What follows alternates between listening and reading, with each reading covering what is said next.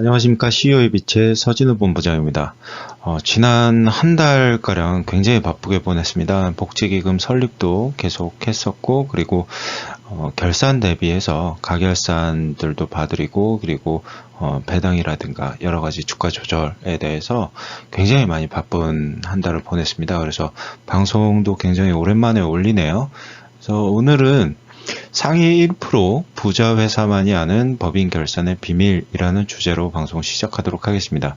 저희가 정엘기업연구소에서 이 주제를 가지고 세미나를 했었는데요. 그때 이제 세미나 때 대표님들께 많은 말씀을 드렸어요. 그런데 오늘은 좀 간추려서 구독자분들께 도움을 드리고자 방송 준비했습니다. 결산이 어려운 대표님이 계시죠? 늘 이제 기장세무사님이 해주시다 보니까 어떻게 하면 결산을 잘할 수 있을까라고 생각을 하기보다는 그냥 잘 해주겠지라고 생각을 하는 대표님들이 더 많으실 겁니다. 근데 결산을 편하게 해결하는 대표님들도 계십니다. 그게 누구냐?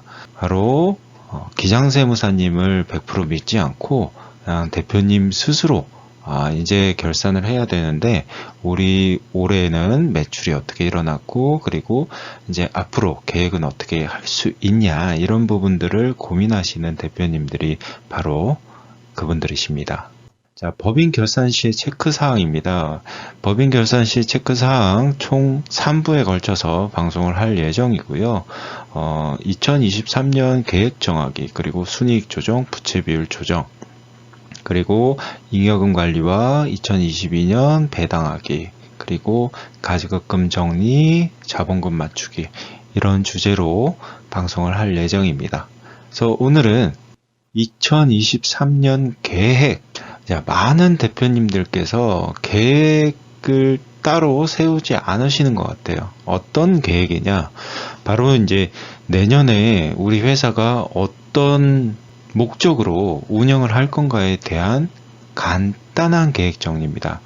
간단한 계획 정리라는 것은 뭐냐면 우리 회사가 내년에는 어떤 이벤트들이 있는지 반드시 체크를 하셔야 합니다. 그래서 단순하게 내년에 어떻게 하면 매출을 올릴 수 있을까? 혹은 어떻게 하면 내가 이익을 좀 더 많이 챙길 수 있을까에 대해서 고민을 하시라는 얘기가 아니라 내년에는 내가 입찰은 있는지, 입찰에 관련된 회사겠죠. 당연히 건설회사고, 그리고 면허 관련된 회사인 건지, 아니면 2023년에 대출 관련해서 연장 계획이 있다 라는 것들을 반드시 체크를 해야 되고요.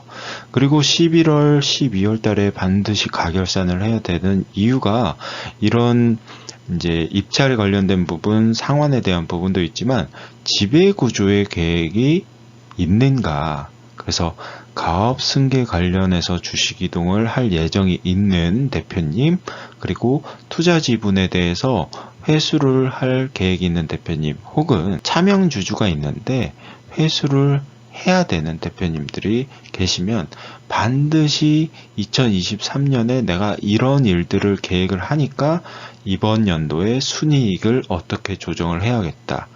혹은 자산의 규모를 줄여야겠다, 늘려야겠다 라는 계획이 명확하게 세워지십니다. 자, 순이익 조정의 기준. 자, 우리가 당해년도에 순이익 기준을 가지고 법인세를 납부를 하게 되죠. 그래서 법인세를 납부를 하게 되는데 그 순이익을 어떻게 조정하느냐에 따라서 법인세를 많이 내냐 적게 내냐 이것들이 결정이 될 거고요. 그랬을 때 우리 회사는 법인세를 많이 내야 하는지 혹은 적게 내야 하는지 이런 것들을 결정을 할 수가 있습니다. 아니 왜 법인세는 적게 내면 좋은 거 아니냐라고 하시는 대표님들도 계실 겁니다. 아닙니다. 법인세는 무조건 적게 내는 게 아니고 어느 정도의 적절한 수준으로 내느냐에 따라서 내년도의 계획과 그리고 우리 회사의 발전이 걸려 있는 겁니다. 그래서 입찰 관련 회사나 건설업 관련된 이런 회사들은 순이익 마이너스를 내면 안 되겠죠. 그래서 가공으로 이익을 만들어서 이익이 낮다라고도 많이 만들죠. 그리고 잉여금도 조심스럽게 관리를 해야 한다. 물론 뒷부분에 보여드리겠지만 단순하게 잉여금 정리라든가 그냥 법인세를 적게 내기 위해서 비용을 많이 처리한다거나 아니면 정말 잉여금을 엑시트를 그냥 생각 없이 한다거나 계획 없이 한다거나 했을 때 문제가 될 수도 있기 때문입니다. 그리고 일반 회사와 지배구조 전략이 필요한 회사들 같은 경우에는 반드시 순이익 조정을 해야 됩니다. 어떻게? 마이너스를 내던 적게 하던 주식가치 조절이 필요하기 때문에 잉여금 처분과 함께 주식가치 조절을 필수적으로 해야 한다라는 얘기입니다. 자, 순이익을 조절하는 방법에 대해서 말씀드리겠습니다. 자, 첫 번째는 퇴직금입니다. 퇴직금, 대표님들 기준으로 했을 때 퇴직금을 실제로 정산을 한다던가, 이제 이거는 실제 퇴직을 할 때죠. 그런데 이제 운영을 하시면서 순이익을 조절한다라는 말씀을 드리는 거니까 요거 정산을 하는 게 또 한 가지 있어요. 중간 정산이라는 게 있죠. 중간 정산은 대표님 기준으로는 무주택자가 주택 구입할 때 가능하고, 이거는 배우자분하고 공동 명의도 가능합니다. 그리고 아플 때, 장기적인 요양을 필요로 할 때, 근데 이거는 해당 사항이 없는 거죠. 그래서 실질적으로 대표님 기준에서는 퇴직금을 중간 정산하려면 요 무주택자 요 기준 밖에 없다.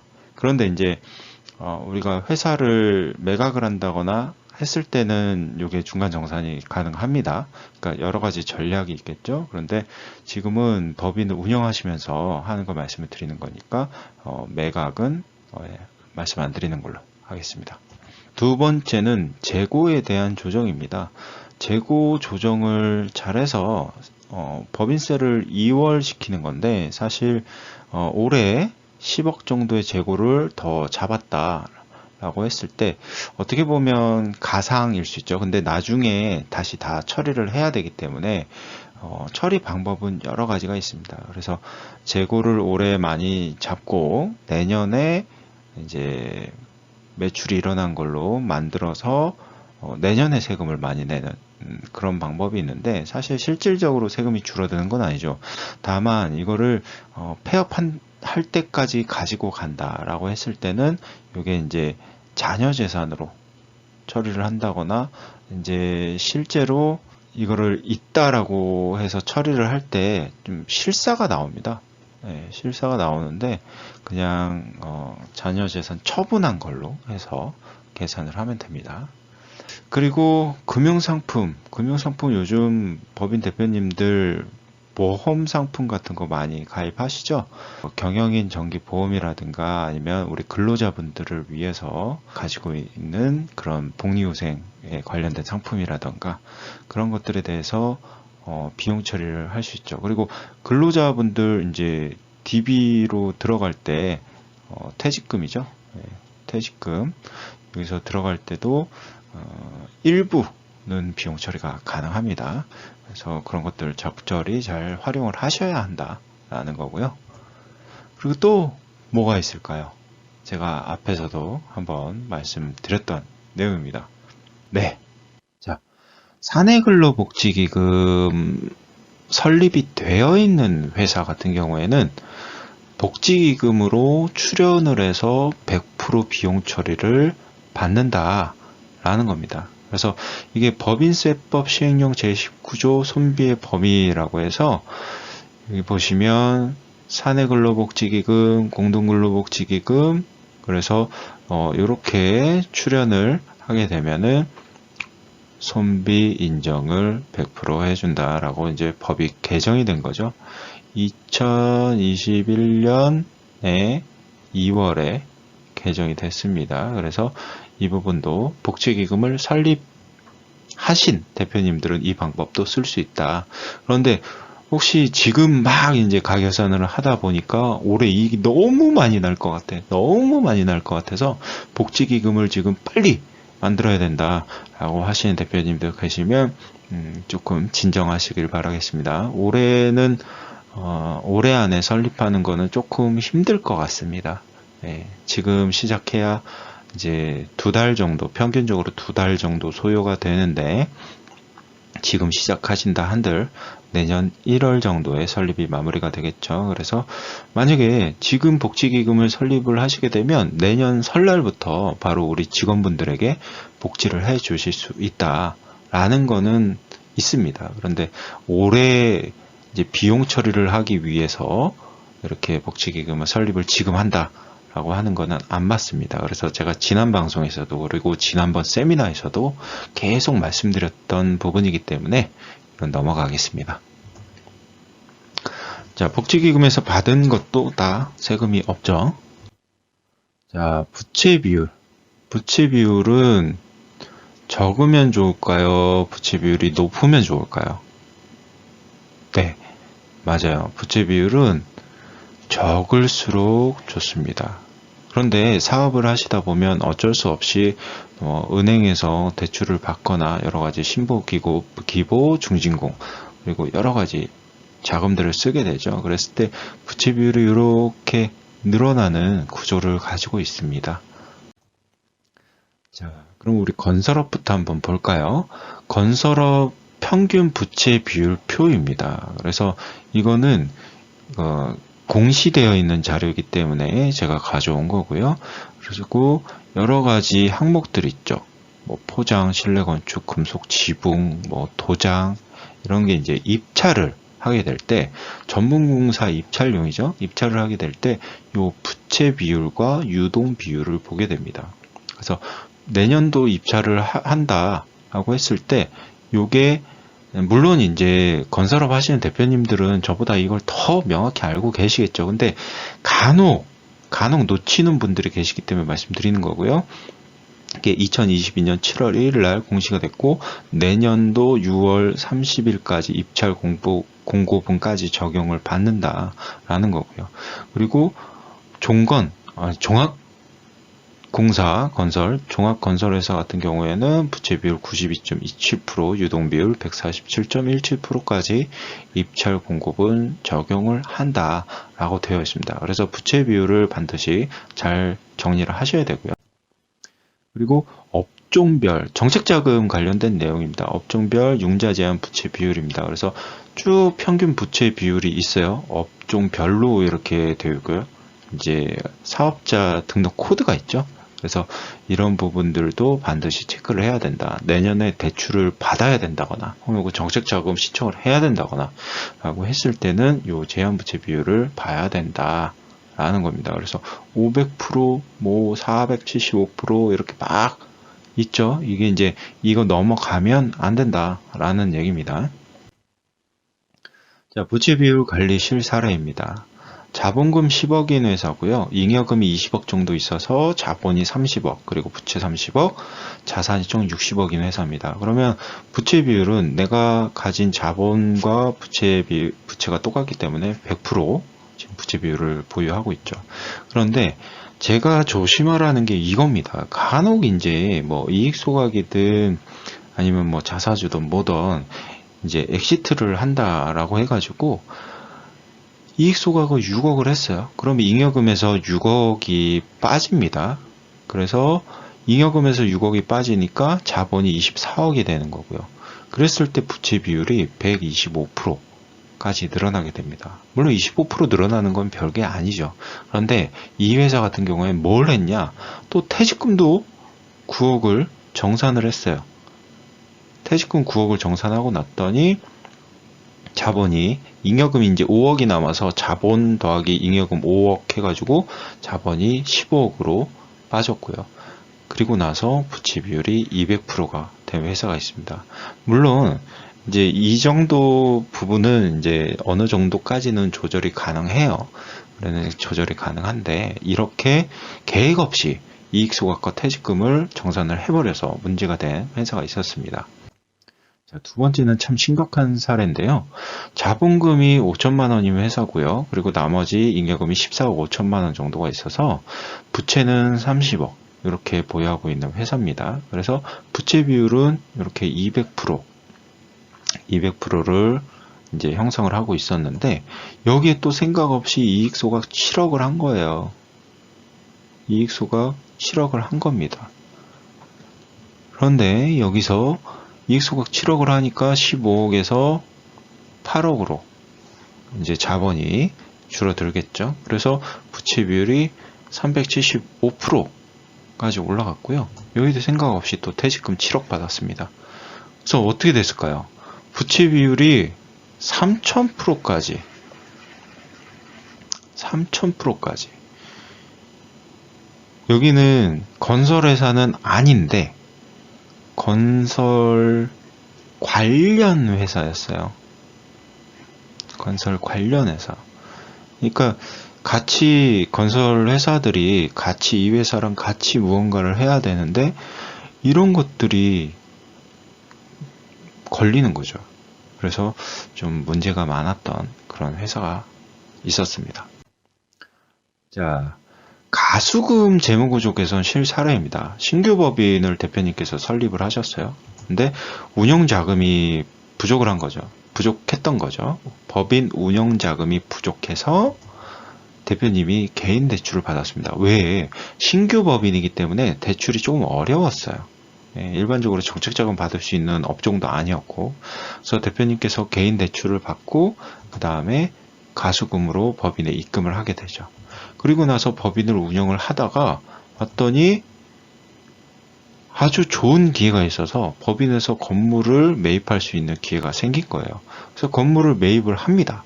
그래서 거기서 지금 법인을 운영을 하고 계시는데 건물 매입하고 봤더니 건물 취등록세를 또 내라고 하네요. 그러다 보니까 또 법인 운영 자금이 부족한 거죠. 그래서 계속 이 사이클을 돌게 됩니다. 계속 이 사이클을 돌게 돼요. 그래서 개선 전에 부채가 16억 9천만 원 정도가 있었고요. 순자본이 1억 700만 원. 그리고 이제 자산이 요 부채와 자본을 더해서 자산이 17억 9,700만 원 정도 있었고 부채 비율이 1579%가 되어 있었어요. 이때 대표님께서 개인 대출을 받아가지고 넣었던 가수금이 토탈 한 3억 6천만 원 정도 이렇게 보유를 하고 있었고요. 가수금은 대표님이 법인에게 빌려준 돈이기 때문에 이것도 법인 입장에선 부채죠. 그래서 이렇게 개선을 했습니다. 가수금을 전액 자본으로 가수금 출자 전환을 했습니다. 그래서 자본이 여기서 3억 6천만 원 부채 있던 이 가수금이 이 자본으로 넘어가게 되면서 부채가 줄어들고 자본이 늘어났습니다. 그런데 자산은 똑같죠. 어차피 부채 더하기 순자본이니까. 그래서 부채 비율이 1579%에서 284%로 제가 이때 처음 대표님께 말씀드렸던 부분은 뭐냐면 대표님 법인이 이제 막 대출을 받을 수 있는 기간이 슬슬 도래하고 있는데 법인에서 대출을 받을 수 있게 부채 비율을 조정하셔야 됩니다. 라고 해서 개선을 해드렸던 법인입니다. 그래서 결국에는 1295% 감소가 돼서 법인 은행 대출을 도전하게 됐다. 예, 이제 알아보고 있습니다. 여기저기. 그래서 재무구조 개선이 필요하다. 만약에 이제 우리 대표님들이 운영하는 회사가 이제 이런 부채 비율이 이 정도까지는 아니더라도 내년도에 우리 대출 받아야지 혹은 내가 개인으로 대출 받아서 넣었는데 이게 법인 입장에서는 부채라니 이걸 또 모르고 계시는 대표님들도 많으세요.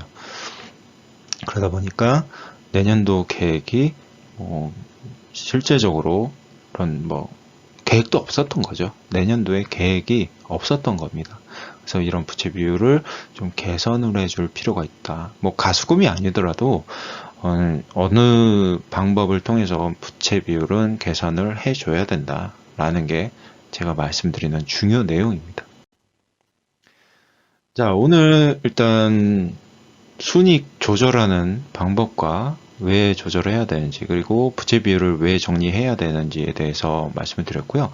다음 영상에서는 결산 대비해서 이제 잉여금 관리와 배당에 대해서 이어서 좀 방송을 준비하도록 하겠습니다.